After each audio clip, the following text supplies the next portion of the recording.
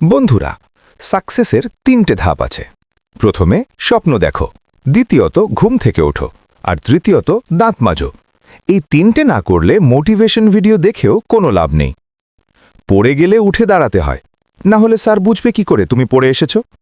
বারবার হারলেও হার মানা যাবে না। এই হার না মানার নামই আসলে হুজ্জতি, আর আমি এই ব্যাপারে পিএইচডি করা।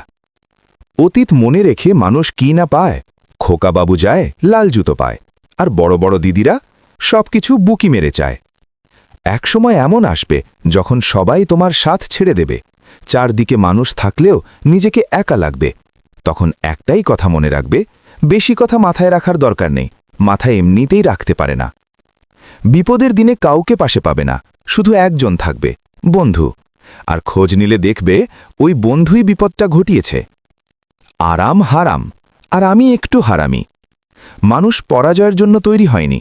মানুষকে ধ্বংস করা যায়, কিন্তু হারানো যায় না, কারণ হেরে গেলেও সে মানতে চায় না।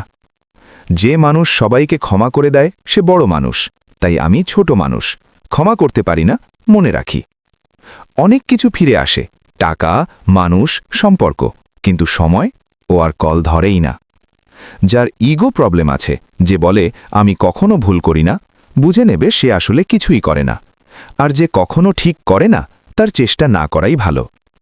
একজন মানুষের আসল চরিত্র বোঝা যায় সে ছোটদের সাথে কেমন ব্যবহার করে। এই ভিডিওটা করছি নিজেকে বোঝানোর জন্য।